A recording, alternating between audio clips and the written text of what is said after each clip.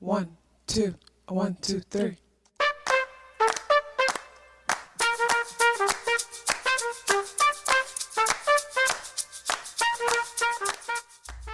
Self-awareness is a superpower.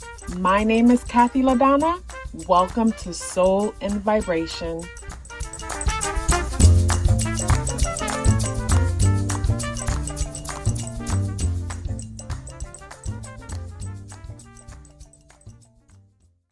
I hope the free thinkers are doing well, and if you are not doing well, I am happy to remind you that you are the most powerful person that you know.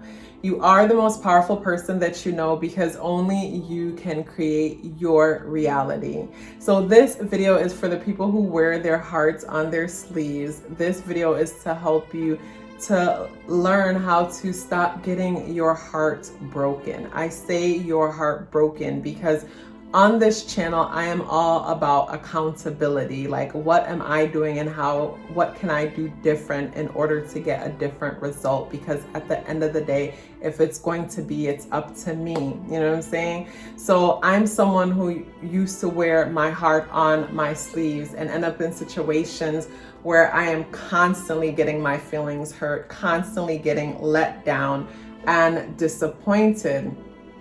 And basically, astrology helped me to see myself and understand a lot.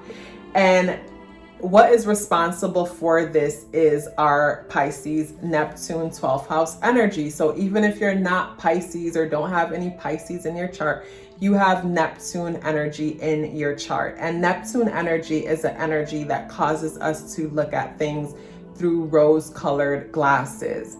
And through those rose-colored glasses is where we basically project onto people. So whenever we meet someone and we don't even know them for that long, but all of a sudden we are having butterflies in our stomach and we feel so invested and we don't hear from them and we're so devastated, like that's because you projected onto that person. That's because in your mind, like basically, first of all, there's something about them that makes them a perfect candidate to run a movie on. Either they have a look about them or something about them is super familiar, and that familiarity causes you to feel safe with them. And you know, back to that saying, if home wasn't a safe place to be careful of the things that reminds you of home. And another thing too that I always say is, basically, just because something is familiar doesn't mean it's good for you. Something could be familiar and be destructive at the same time. But we don't realize how when things are familiar, they cause us to put our guard down. So there's something familiar about that person, or also you identify with something about them. Like say, for example, you like a tall person and this person is tall and they're gorgeous. You know, they're perfect to run a movie because now you start to fantasize about you guys being together and how you guys might look together or the fun things you might do together. Or, you know, say, for example, they're into certain things. You know, you're thinking, wow, we will make great friends because we could do this together, that together. Like a lot of the times we don't realize that basically we break our own hearts because we start to tell ourselves a story. We run a movie. We create this whole reality around the potential of the person, opposed to being patient and allowing the person to reveal themselves one step at a time, one day at a time. It's like when we get obsessive like that, we want to be around the person all the time. It's like if we're not obsessing over them, you know what I'm saying? We want to talk to them. And basically in that process, we are deluding ourselves and running a movie. And then when they do human-like things, we're devastated and we feel heartbroken, not realizing that we don't have a relationship with this actual person. We have a relationship with the movie that has been running in our head about this person. This could be platonic. It could be even with family members. Like maybe in your mind, you believe that basically a mother should be this way, or a father should be this way, or a brother should be this way. So say you keep having a back and forth relationship with your family member, and whenever you guys get back on good terms, you start running that movie in your head again because maybe they did a nice thing. and that one nice thing that they did was enough to basically start projecting onto them and fantasizing about how great it can be. And you fantasize about how great it can be, and they didn't show up and participate in this movie, this projection that you've been running. And now you feel let down, disappointed, and heartbroken, when in all reality, like, it is not their responsibility to support the movie that you're running. Like, basically, it's important to allow people to show up every day and show us who they are. You know, when someone tells you who they are, you should believe them. Like Dr. Maya Angelou says, when someone tells you who they are, you should believe them. Along with when someone shows you who they are, you should believe them. Where a lot of the times we get our hearts and our feelings broken, we wear our hearts on our sleeves because we don't believe people when they tell us who they are or when they show us who they are. Instead, we keep running that movie,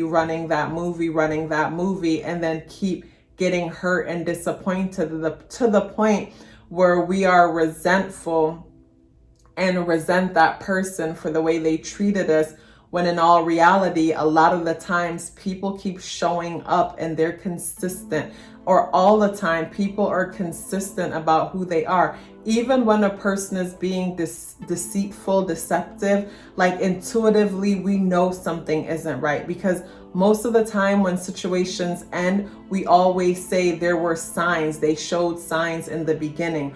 Why didn't we see the signs in the beginning? Because we were running a movie. We were running a movie that had nothing to do with them and everything to do with the fantasies and the ideas that we hold within ourselves.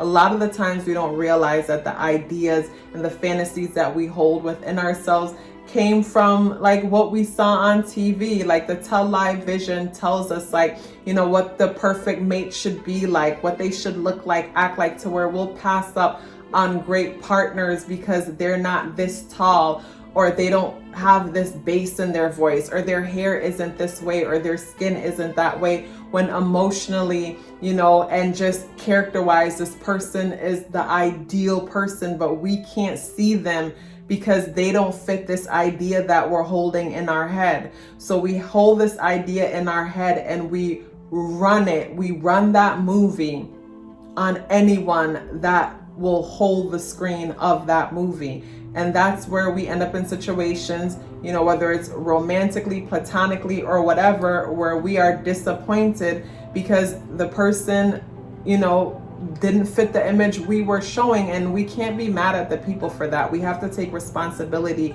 within ourselves for running that movie. And often you can tell if you run those kind of movies based on the outcomes that you get. Like, say after, you know, you're no longer talking to the person, you ask yourself, damn, how was I so in love with this person when I didn't know this, I didn't know that, or this or that? How did I call her or him a friend when we didn't even know each other that long? That's because you didn't build a relationship with that person. You build a relationship with the idea of that person instead of the reality of that person. And we have to take responsibility for us looking through rose-colored glasses. Put the rose-colored glasses down and deal with situations and people a day at a time. Like, if you're someone who wears your heart on your sleeve and you haven't known someone long and already you're planning your future out with them, ask yourself, what right do I have to plan this future out? What have they showed me? You know, what have they showed me? What have I experienced with them that says that, you know, we can have this kind of future together? Like, yes, you can have your goals and aspirations and your dreams of the ideal future that you want, but let people show you that they fit in that future, that they deserve to be in that with you, opposed to you putting them and giving them a role based on potential, one that they didn't even sign up or audition for. You guys, if you're still here with me, I would love to hear about it. Please let me know by dropping me a pink heart in the comment box below. I would love to hear from you.